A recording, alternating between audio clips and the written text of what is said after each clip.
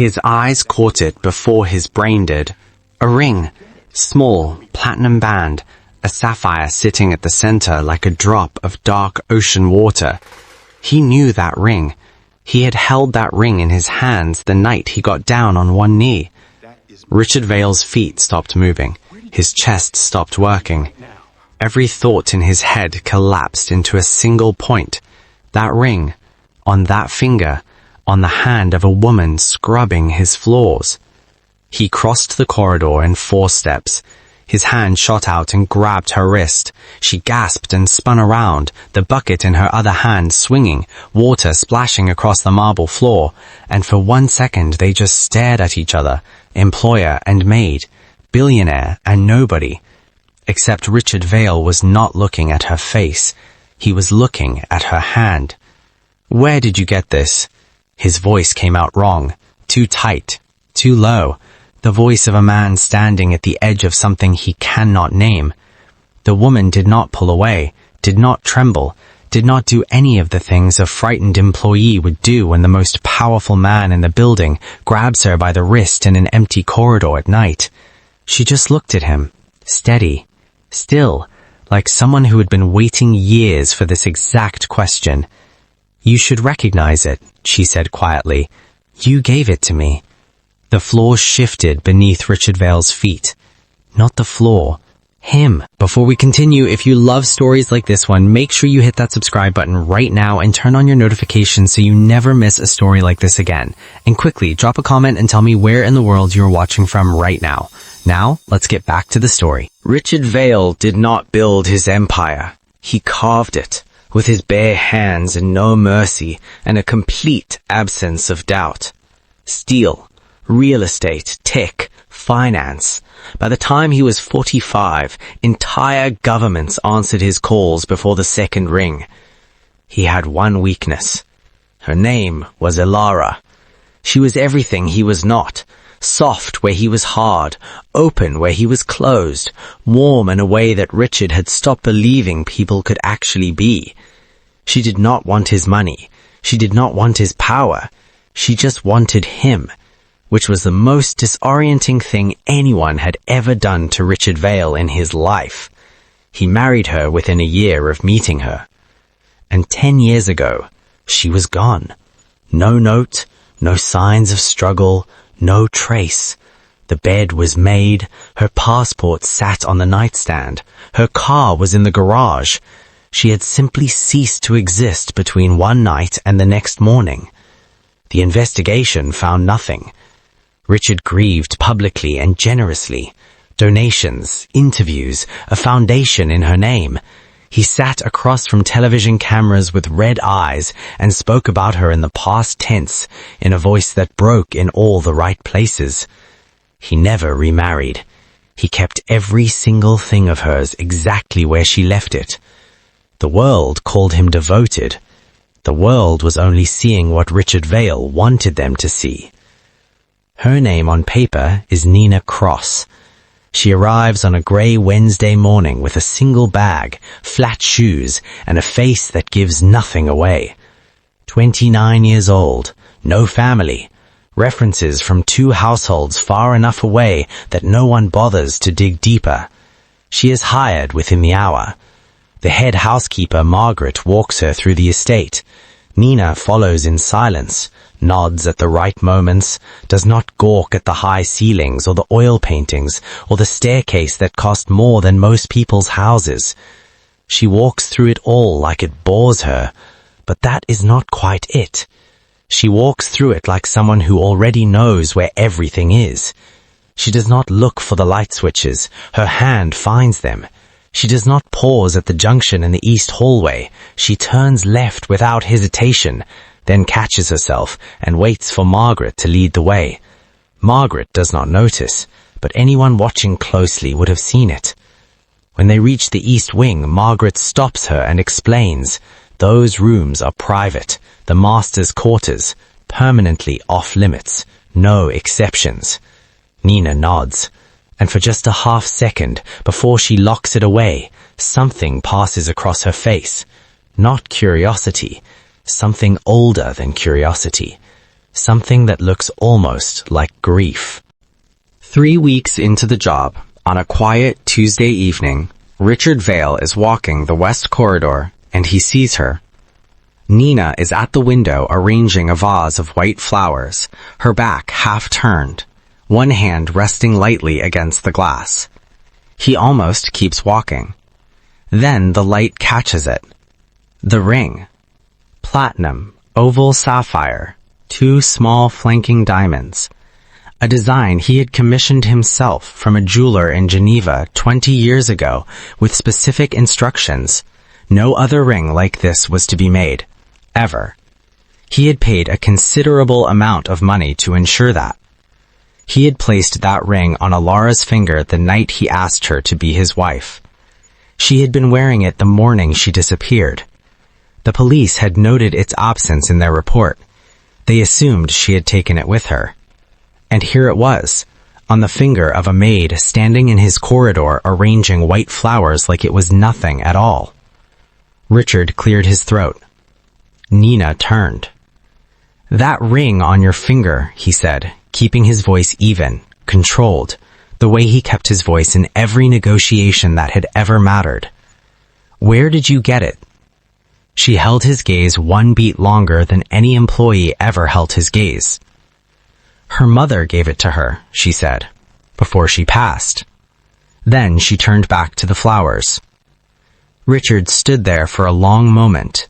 Then he walked away down the corridor and did not stop walking until he reached his study and closed the door behind him. He sat at his desk and did not move for a very long time. He tells himself it is a coincidence, a similar ring, a trick of the light. He tells himself this with the full force of a man who has spent his entire life bending reality to match what he needs it to be. But then the other things start happening. The breakfast. Richard comes down to the kitchen on a Thursday morning and finds a plate already waiting for him. Saffron egg scramble, sourdough, sliced figs arranged on the side. He stands in the kitchen doorway and cannot move. That was Alara's breakfast.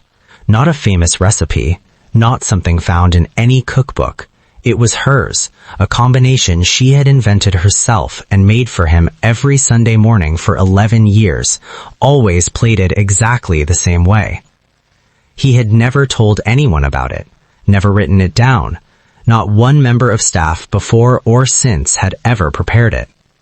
Nina is washing dishes with her back to him. He asks, very carefully, where she learned that recipe. "Just something she picked up," Nina says, without turning around. The passage. Unable to sleep one night, Richard walks the ground floor of the mansion. He passes the library and stops. The far bookshelf is open 3 inches. Behind it, a narrow servant's passage, dark, dusty, running unseen along the interior walls of the east wing. A sealed servant's passage, shut permanently before Richard ever bought the estate. He had it locked the year he moved in and told no one it existed. No one except Alara.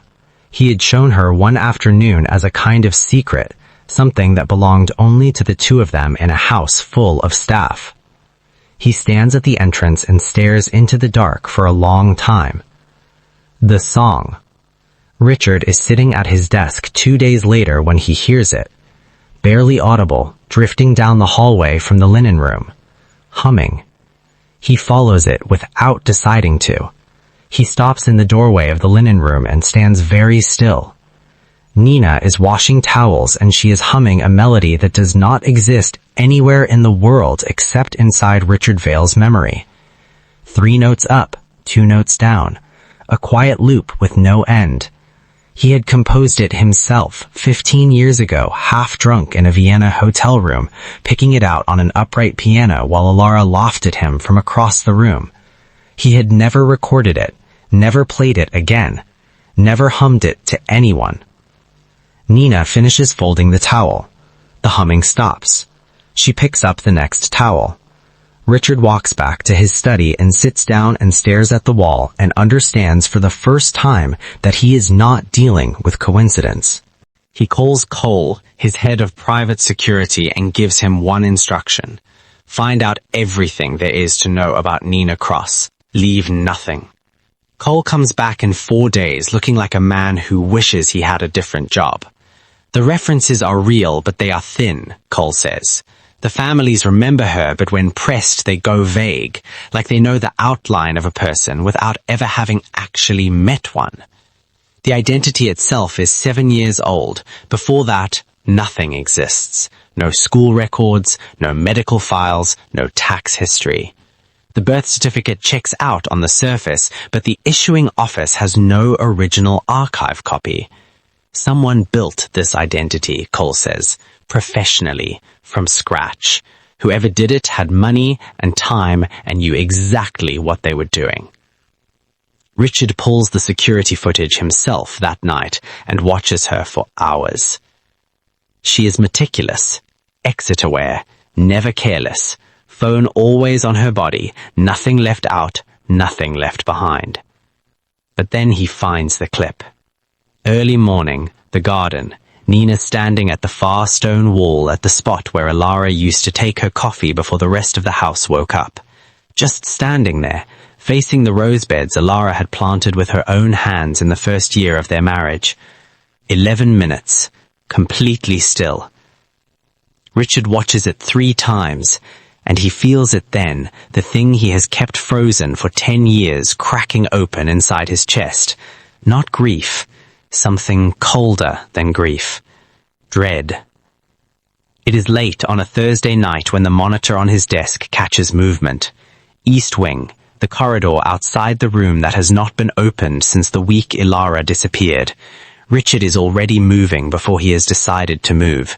He reaches the corridor and the door is open. The lock has been picked, no damage, clean and precise, and through the doorway moonlight is falling in long pale strips across the floor of a room that still smells faintly of the perfume she used to wear. Nina is standing in the center of the room. She is holding the photograph from the nightstand, Richard and Ilara, their wedding day. She is holding it with both hands pressed against her chest, and her shoulders are shaking with the effort of being quiet. She does not hear him until he speaks. Who is she in here? She spins, sets the photograph down on the nightstand with shaking hands, careful, deliberate, like it is something sacred. She is sorry, she should not. Who is she? He crosses the room. He grabs her wrist, the same wrist as before, the hand with the ring. Tell him who she is right now. She looks down at his hand, then she looks up at his face, and this time she does not look away. She does not flinch. She does not perform a single second of fear. She just looks at him, and something in that look reaches across 10 years of silence and grabs him by the throat.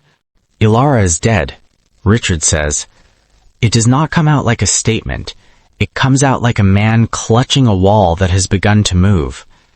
She reaches up with her free hand and pushes the hair back from the right side of her face.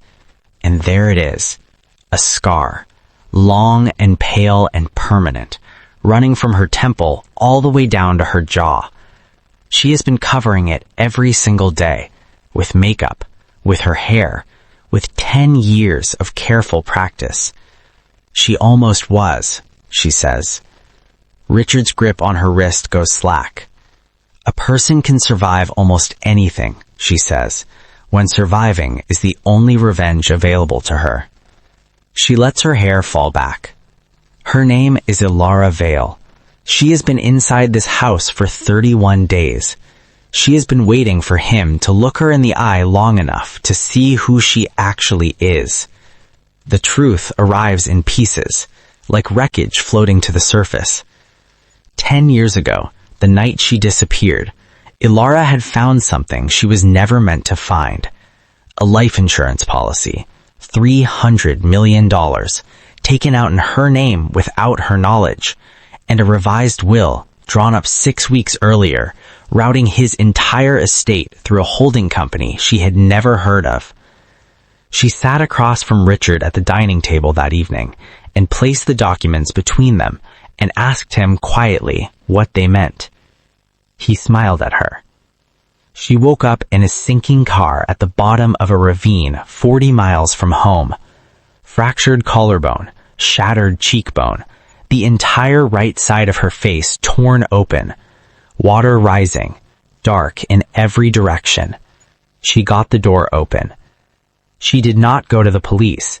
She had spent years watching Richard Vale erase men who had far more power and far more protection than she did. Surfacing would only mean disappearing again, and the next time there would be no door to open. So she let herself stay dead. 2 years in a quiet country healing. 4 more years constructing a new identity from nothing, slowly, expensively, without a single mistake. And then 3 years of building something else entirely. A case, financial records, encrypted documents, internal communications, a paper trail so complete and so precise that no lawyer on earth could dismantle it. She did not come back for him. She did not come back because she missed the house or the money or the life she used to have. She came back because of a promise she made to herself in a sinking car with water at her chin and darkness on every side. She promised herself she would be the one to end it, and she would look him in the eye when she did. Alara reaches into the bag at her side. She places a sealed envelope on the dresser. The full file has been with her attorney for 7 days, she says. The financial authority received everything yesterday morning. His board gets their package at 9 a.m. Richard stares at the envelope. He stares at her. And for the first time in his entire life, Richard Vale has nothing to say. He can spend every dollar he has, she says, picking up her bag. He can call every lawyer and every contact and every man who ever owed him a favor. But he taught her something, back when she still thought he loved her. He taught her that power only holds as long as the right people stay in the dark. She walks to the door. She stops. She does not turn around. None of them are in the dark anymore. She walks out of the room she was never supposed to see again and does not look back once. Richard Vale stands alone in the moonlight with a photograph behind him and an envelope in front of him, and the weight of 10 years pressing down on him all at once. By morning, the story is everywhere. By evening, there is nowhere left to hide. He is arrested within 48 hours. Nina Cross is never found. She does not exist. She was only ever a name built for a purpose, and the purpose is finished now. But somewhere quiet, in a city no one would think to look, a woman sits at a window in the early morning light with a cup of coffee warm between her hands and a ring on her finger that was always hers. And she watches the sun come up. And she is warm. And she is free. Sometimes the people they try to bury come back. And they come back ready. Drop one word in the comments. Just one. The word that describes how that ending hit.